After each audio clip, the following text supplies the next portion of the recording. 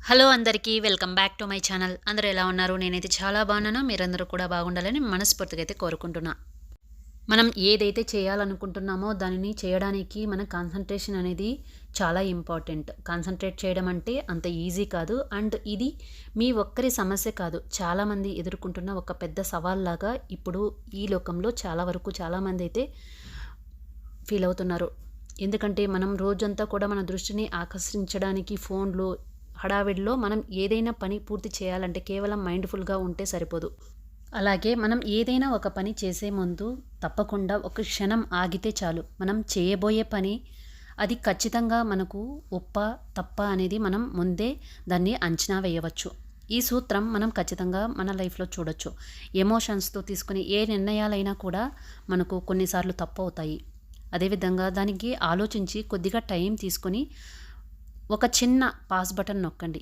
ఖచ్చితంగా జీవితం ఒక స్పీడ్ బ్రేకర్‌లో ఉన్నటువంటి జీవితం అనేది కొద్దిగా బ్రేక్ ఇస్తే మనం ఏది చేస్తున్నాం, మనం చేసే పని ఒప్పా తప్పా అనేది మనకే అర్థమవుతుంది. అలాగే మన జీవితానికి కూడా అప్పుడప్పుడు విరామం అంటే బ్రేక్స్ చాలా అవసరం. ఈ బ్రేక్స్ మన ఆలోచనల్ని ఒక పాస్ చేయడానికి మన క్రియేటివిటీతో కొత్త ఆలోచనలకి ఖచ్చితంగా ఒక దారి అనేది ఏర్పడుతుంది. ఎప్పుడు ఏర్పడిన అలవాట్లు అప్పుడే మనకి మంచివా చెడ్డవా అనేది ఖచ్చితంగా తెలుస్తుంది.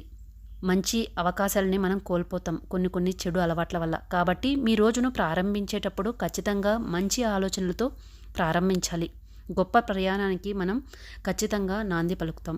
అండ్ దీనితో పాటు చాలా ముఖ్యమైనది ఏంటంటే కాన్ఫిడెన్స్. మనకు ఖచ్చితంగా కాన్ఫిడెన్స్ అనేది చాలా వరకు ఉండాలి. అలాగే కన్సిస్టెన్సీ అనేది కూడా ఉండాలి. ఒక రోజు చేసి ఇంకొక నెక్స్ట్ డే ఫాలో అవ్వకుండా మనం ఎప్పుడైతే మన రొటీన్స్‌ని వదిలేస్తామో ఖచ్చితంగా మనం చేయాలనుకున్నది ఆన్ టైంకి చేయలేకపోతాం. ఇంకొక విషయం ఏంటి అంటే మనం ప్రతిరోజు ఏదైతే చేస్తూ ఉంటామో దాన్ని మనం రెగ్యులర్‌గా చేయడం వల్ల మనకు అది అలవాటైపోతుంది. దానికోసం మనం కష్టపడాల్సిన అవసరం లేదు. కొద్దిగా బ్రేక్ ఇచ్చి మనం చేసే పని ఏకాగ్రతని అలాగే ఎప్పుడు ముందుకు సాగాలనే ఒక ఆలోచన పెంచడం కోసం ఒక రకమైన సాధన వల్లే ఇది మనకు అలవాటవుతుంది. అంటే మనం ప్రతిరోజు కూడా మనం చేసే పనిని రెగ్యులర్‌గా ఫాలో అవుతూ ఉండాలి. ఎవరో ఏదో అన్నారని దాన్ని స్కిప్ చేస్తూ ఉంటే మనం చేయాలనుకునేది ఎప్పటికీ కూడా పూర్తి చేయలేం. ఒక్కొక్కసారి మనం ఎంతో ఆశయంతో ఉన్నా కూడా ఎక్కడ నుంచే మనం ఎక్కడెక్కడికో గందరగోళానికి గురైపోతూ ఉంటాం. అలాంటి సమయంలో మన జీవితానికి ఒక స్పష్టమైన దారి అనేది మనమే వెతుక్కోవాలి. ఈ వారం, ఈ సంవత్సరం, ఈరోజు ఏం చేయాలనుకుంటున్నామో దాన్ని ఖచ్చితంగా మనం ముందే రాసి లిస్ట్ అవుట్ చేసుకోవాలి. జీవితంలో మనం ఏదైతే గోల్‌ని రీచ్ అవ్వాలనుకుంటున్నామో దాన్ని ముందుగా మనం కూర్చొని ప్లాన్ చేసుకొని దానికి తగ్గట్టుగా మనం ఖచ్చితంగా కాన్సంట్రేట్‌గా మనం చేయాల్సిన అవసరం చాలా వరకైతే ఉంటుంది. మనం ఏదైతే సాధించడానికి అలవాటు చేసుకుంటామో మనం చేసే పనుల వల్లే మన లైఫ్ అనేది నిర్ణయించబడుతుంది. సో మీరు ఎంత స్ట్రెంగ్త్ మీద మీరు చేయాల్సిన పనుల లిస్టు పెద్దదిగా ఉన్నప్పుడు ఏ పని మొదలు పెట్టాలో మీకు అర్థం కాదు. అందుకే మీకు పనుల్లో టాలెంట్ ఉందో, ఏ పనుల్లో ఎమోషనల్‌గా మీరు ఫీల్ అవుతూ వాటిని ఖచ్చితంగా ముందుకు తీసుకెళ్తారో ఆ పనుల్ని మీ సమయానికి తగ్గట్టుగా, మీ శక్తికి, మీ ఎనర్జీకి తగ్గట్టుగా మీకుండే టెక్నిక్స్‌ని ఉపయోగించి మీ జీవితాన్ని మార్చుకోగలగరు. అవి మీ సామాజిక జీవితానికి మెరుగుపరచడానికి, మీ గోల్‌ని మీరు రీచ్ అవ్వడానికి చాలా వరకైతే యూజ్ అవుతాయి. ఒక కొత్త ఆలోచన పనిచేయడం ఏదైనా కావచ్చు. ఒక 5 నిమిషాలు వాటి మీద మీరు ఒక టైం అనేది ఇన్వెస్ట్ చేయడం వల్ల అప్పుడు మీరు వేసే ప్రతి అడుగు కూడా ఖచ్చితంగా మీకు మంచిదా కాదా అనే ఒక సందేహం అయితే వస్తుంది. అవసరం లేదు వాటికి మీరు టైం కేటాయించకుండా అనవసరంగా మీ టైంని ఇన్వెస్ట్ చేయకుండా మీకుండే సమయాన్ని ఖచ్చితంగా మీకు తగ్గట్టుగా యూజ్ చేసుకోవడానికి వీలుంటుంది. అదేవిధంగా ఏదైనా వీక్‌నెస్ ఉంటే మనకుండేటటువంటి ఆ వీక్‌నెస్‌ని మనం క్రమంగా వాటిని రెడ్యూస్ చేసుకుంటూ రావాలి. అప్పుడే మనం బలంగా అవ్వడానికి, ఎనర్జిటిక్‌గా మనం అనుకున్న గోల్‌ని మనం రీచ్ అవ్వడానికి చాలా వరకైతే యూజ్ అవుతుంది. అలా కాకుండా మనం ఏదైతే వీక్‌నెస్‌గా ఫీల్ అవుతూ ఉంటామో దాన్ని ఆలోచిస్తూ మనం అక్కడే ఆగిపోవడం వల్ల మనం అనుకున్నది ఎప్పటికీ కూడా సాధించలేం. అలాగే మనకుండే యాటిట్యూడ్ అనేది ఎప్పటికీ అలాగే ఉంటుంది. చేంజ్ అవ్వడానికి అస్సలు మనకు దారులే దొరకవు. సో మన జీవితం ఎలా ఉండాలి, ఎలాంటి పనులు చేయాలో, ఎలా ఎంచుకోవాలనేది మన మీదనే ఆధారపడి ఉంటుంది. వీక్‌నెస్ ఏంటి అనేటివి మనం తప్పకుండా వాటిని ఒక లిస్ట్ ఔట్ చేసుకోవాలి. అదేవిధంగా నెక్స్ట్ పాయింట్ బీయింగ్ డిఫరెంట్ ఉండాలి. అంటే మనం ఏదైతే చేయాలనుకుంటున్నామో ఖచ్చితంగా మనం దాని గురించి మాత్రమే ఆలోచిస్తూ ఉండాలి. ఎవరో ఏదో చెప్పారని మన జాతకం ఇంతే, మన తలరాత ఇంతే అనుకుంటూ మన టైంని అసలు వేస్ట్ చేసుకోకూడదు. అలాగే మన మైండ్‌ని వీక్‌గా చేసుకోకూడదు. మీరు ఏదైతే చేయాలనుకున్నారో ఆ పనిని ప్రతిసారి స్పష్టంగా మీరు లిస్ట్ ఔట్ చేసుకోవడం వల్ల మీరు ఖచ్చితంగా డిఫరెంట్‌గా మీకున్నటువంటి ఆలోచనల్ని నేను తప్పుగా ఆలోచిస్తున్నానా, కరెక్ట్‌గా ఆలోచిస్తున్నానా అనేది మీరే అంచనా వేసుకోవచ్చు. ఎందుకంటే మీరు ఏదైతే చేయాలనుకుంటున్నారో అది మీ బలహీనత కాదు. అది మీరు అతిపెద్ద స్ట్రాంగ్ అండ్ చాలా ఎనర్జిటిక్‌గా కంప్లీట్ చేసుకోవడానికి కూడా మీకు ఈ లిస్ట్ అనేది చాలా వరకైతే యూజ్ అవుతుంది. ఎక్కడ చూసినా ఎంచుకోవడానికి లక్షల కొద్దీ అవకాశాలు చాలా వరకు ప్రతి ఒక్కరికి కూడా ఉంటాయి. కానీ వాటిలో గుర్తుండిపోయేది ఏది నార్మల్ అందరిలా కాకుండా ప్రత్యేకంగా మనం ఏదైతే సాధిస్తామో దాన్ని ప్రపంచం గుర్తిస్తుంది. ఎప్పుడైనా ఏదైనా కానీ ఒక ప్రాజెక్టు చేయాలనుకుంటే మీ ప్రత్యేకత చాటి చెప్పే ఆలోచనలపై చేయాలి. ఇతరుల కంటే మీరు ఎక్కువగా ఎనర్జిటిక్‌గా, డిఫరెంట్‌గా ఎప్పుడైతే మీరు చేంజ్ మీ మైండ్‌ని యూజ్ చేస్తారో ఖచ్చితంగా మీరు సక్సెస్ అనేది సాధిస్తారు. అదేవిధంగా మనం ఏదైతే మన ప్రత్యేకతని స్పెషాలిటీగా ప్రపంచానికి చాటు చెప్తామో ఖచ్చితంగా మనకు అదే దక్కుతుంది. అదే మనస్ఫూర్తిగా మనం ఇష్టపడతాం. అలాగే ఎక్కువగా సంతృప్తి కూడా మనకు హ్యాపీనెస్ అనేది మన మైండ్‌కి మనకు నచ్చిన దాన్ని ఎంచుకోవడంలోనే టైం ఎప్పుడు కూడా తక్కువగానే అనిపిస్తుంది. ఉదాహరణకి ఒక మనిషి ఏదైనా ఒక రన్నింగ్ కానీ లేదా క్రికెట్ కానీ చేయాలనుకుంటున్నాడు, ప్రాక్టీస్ చేయాలనుకుంటున్నాడు. అతను ఇష్టంగా చేస్తే ఖచ్చితంగా విన్ అవుతాడు. అలా కాకుండా కష్టంగా ఎవరి కోసమో చేస్తే అది ఎప్పటికీ కూడా విన్ అవ్వలేడు, ఛాంపియన్‌షిప్ అసలు సాధించలేడు. మనం కొన్నిసార్లు ఏదైనా సాధించాలనుకున్నప్పుడు కొన్నిసార్లు చిన్న ఫెయిల్యూర్ అనేది తప్పకుండా మన లైఫ్‌లో వస్తుంది. దాన్ని మనం ఫెయిల్యూర్ అని దాన్ని అక్కడ స్టాప్ చేసేస్తూ ఉంటాం. అలా స్టాప్ చేయకుండా ఎప్పుడైతే దానికన్నా రెట్టింపుగా మనం ఎనర్జిటిక్‌గా దానికోసం మనం వర్క్ చేస్తామో ఖచ్చితంగా మనకు రిజల్ట్స్ అనేది ఖచ్చితంగా కనిపిస్తుంది. భవిష్యత్తు ఎవరికీ పూర్తిగా తెలియదు, అర్థం కాదు. కావాల్సింది కాన్సంట్రేషన్, అలాగే ఫోకస్. మీ ఫోకస్ ఎప్పుడైతే మీరు ఏదైతే చేయాలనుకుంటున్నారో దాని వైపు మీరు ఎప్పుడైతే ఇన్వెస్ట్ చేస్తారో ఖచ్చితంగా దాని గురించి బెంగ పెట్టుకోవాల్సిన అవసరం లేదు. ప్రజెంట్ మీరు కూర్చున్నది ఏ దిశలో కూర్చున్నారనేది కూడా చాలా ఇంపార్టెంట్. అంటే మీరు పెట్టుబడిగా మీ ఎనర్జీని, మీ ప్రత్యేకత, నాలెడ్జ్‌ని ఏదైతే మీరు మీ వర్క్ పైన పెడుతున్నారో ఖచ్చితంగా దాని రిజల్ట్స్ అనేది ఫ్యూచర్‌లో ఇప్పుడు కాకపోయినా 2 ఇయర్స్ లేదా 5 ఇయర్స్ తర్వాత అయినా ఖచ్చితంగా కనిపిస్తుంది. కాకపోతే మీ సమయాన్ని మీరు గౌరవించుకోవాలి.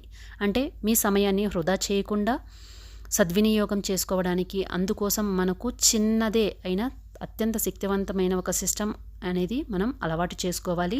అలాగే మనం ఏదైతే చేయాలనుకుంటున్నామో దాన్ని ప్రతిరోజు కూడా 5 నిమిషాలు వాటి కోసం కేటాయించి లిస్ట్ ఔట్ చేసుకోవాలి. చేయాల్సిన పనులన్నీ చూసి ఒక స్పష్టమైన ఒక ప్లాన్ అనేది తప్పకుండా మనం షెడ్యూల్‌ని అయితే రూపొందించుకోవాలి. అంతేకాదు మీరు దూరంగా ఉండాలనుకుంటున్న పనుల్లో ఖచ్చితంగా దూరంగా లిస్ట్ ఔట్ చేసుకొని వాటిని ఇంటూ మార్క్ అయితే వేసుకోండి.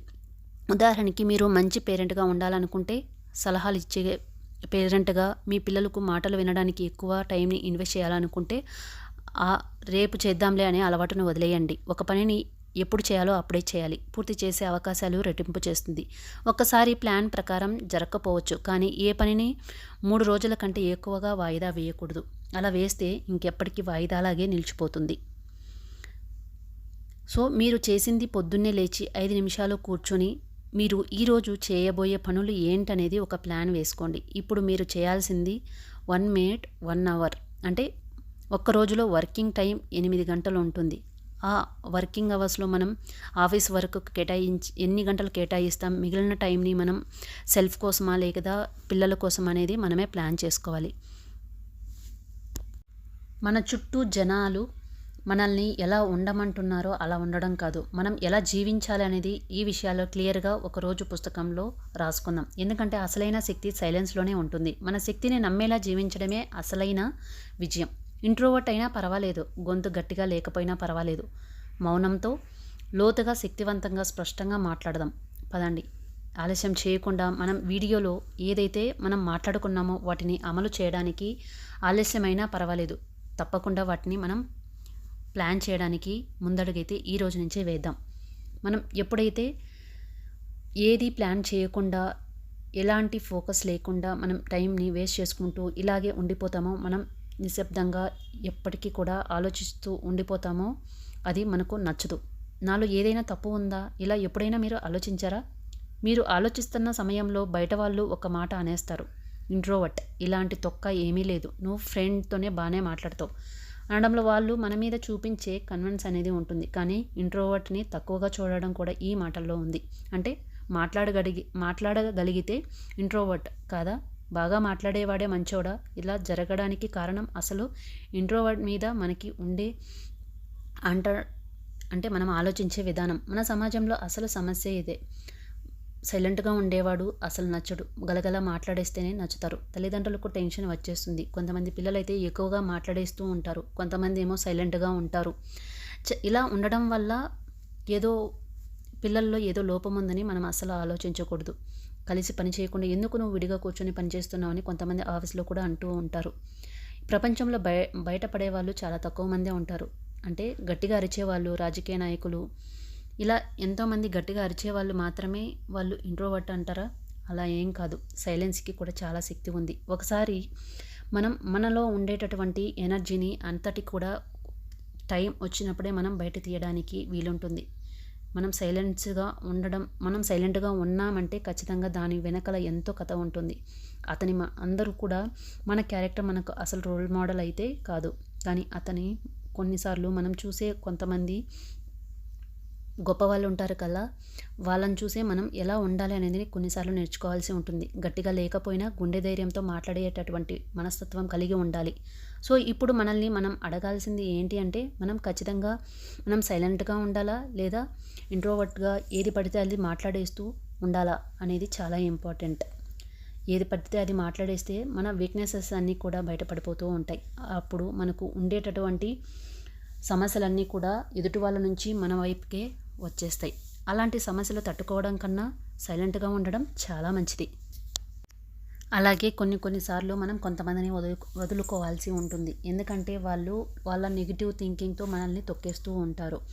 అప్పుడు ఏమవుతుందంటే అప్పటికప్పుడు మన లక్ష్యాన్ని మనం చేంజ్ చేసుకోవడానికి వీలుండదు. వాళ్ళు పెట్టే మాటలకి, ఇబ్బందులకి, నెగిటివ్గా ఆలోచించే మాటలకి మనం నెగిటివ్ అనేది మన మైండ్లో మనం కూడా తీసేసుకుంటాం. అంటే మన మీద మనకి పాజిటివ్నెస్ అనేది లేకుండా నెగిటివ్గా ఆలోచిస్తూ మన గురించి మనమే నెగిటివ్గా ఆలోచించుకుంటూ ఉండిపోతాం.